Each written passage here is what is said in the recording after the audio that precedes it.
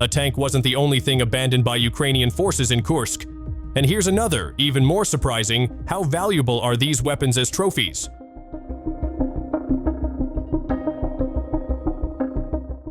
Global news site Sputnik has released new footage showing Russian troops displaying a number of war trophies they seized from the battlefield in the Kursk region.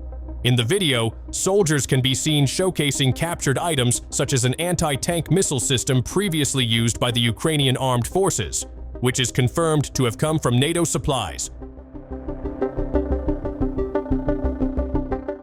What drew particular attention was that the weapon bore inscriptions in two languages, Ukrainian and English, further reinforcing the suspicion that the weapon originated from Western military aid.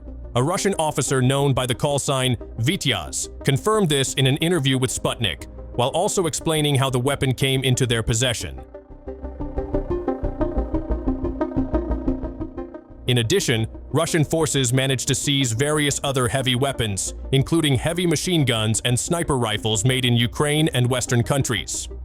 All this military equipment was confiscated by troops from the Northern Forces Group after they had successfully retaken the village of Gornal in the Kursk region.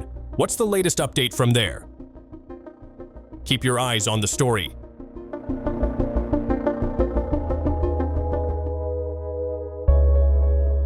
The news site Anadolu Agency is among the international media reporting the latest developments in the Russia-Ukraine border region, particularly regarding the situation in Kursk. On April 26, 2025, the Kremlin officially announced that Russian forces had successfully expelled Ukrainian troops from the Kursk region entirely, marking a strategic victory in the ongoing conflict. The announcement was delivered through a video showing the chief of the General Staff of the Russian Armed Forces, Valery Gerasimov, briefing President Vladimir Putin directly. In the briefing, Gerasimov stated that the military operation in the Kursk region had been completed with full success. One of the crucial points retaken was the village of Gornal, the last settlement that had remained under Ukrainian defense in the Kursk region. With the village back under Russian control, Ukraine's attempt to breach Russian territory was declared a failure. On other fronts, Russia also began withdrawing some of its troops to secure strategic areas. This move is believed to be part of preparations for potential future negotiations, as well as a form of power consolidation. Interestingly, Russia's success in Kursk was not solely due to its own military.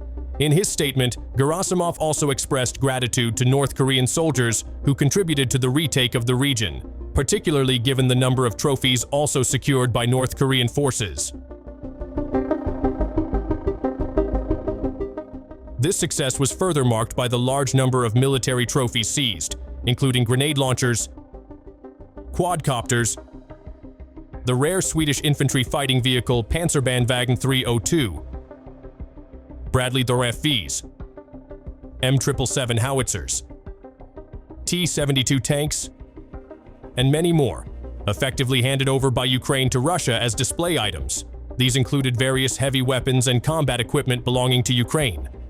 One of the most commonly found weapons on the battlefield was the anti-tank missile system, which has long been a mainstay of Ukrainian forces in confronting Russian armored vehicles.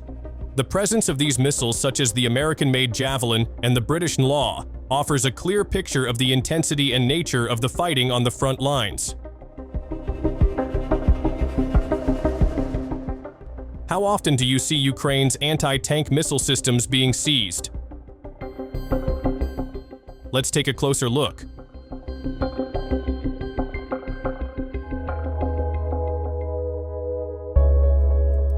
On the Ukrainian battlefield, a tragic irony keeps repeating itself. Advanced Western-made weapons, particularly Javelin anti-tank missiles, are falling into enemy hands. As documented in various reports and field footage, Russian forces frequently come across abandoned Javelin systems, or in some cases, seize them in large quantities from captured weapons depots. For Moscow, these are highly prized trophies. Some have even joked that Russia may now possess more Javelins than the entire stock held by the British military. This phenomenon is not only embarrassing but also raises serious questions about Ukraine's logistics and training effectiveness. In many cases, soldiers appear unaware that Javelin launchers can be reloaded and reused multiple times. This lack of knowledge has led to many launchers being left behind during retreats from the front lines, an invaluable gift to advancing Russian troops. A report from the Bulgarian military even points out that various online forums and sources have begun discussing Ukraine's seemingly wasteful use of Western weapons. Systems like the Javelin and NLAW, designed for precision strikes on high-value targets, are instead being fired in massive salvos, as if bombarding the enemy with regular munitions. This not only accelerates the depletion of weapon stockpiles, but also highlights a fundamental weakness: inadequate training.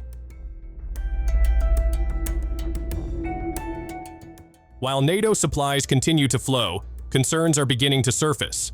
Many observers have sounded the alarm that stockpiles of high-tech weaponry are running low, while their effectiveness in combat remains below expectations. When Russia captures weapon depots filled with these advanced arms, Ukrainian forces often have no choice but to retreat in panic, leaving behind Javelin systems and other weapons that haven't even been fully utilized. So, if a new military aid package is announced, the volume of weaponry sent becomes a true reflection of the extent of Western support for Ukraine.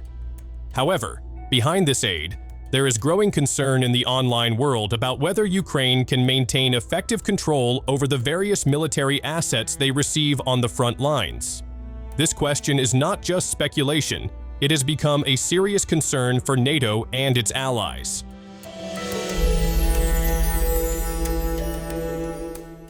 From all of this, the world should take an important lesson. The modern battlefield is not just about who has the most advanced weapons, but also who can manage them effectively. For countries that supply or receive military aid, this reality serves as a stark warning. Without proper training and disciplined usage strategies, even the most cutting-edge technology can backfire.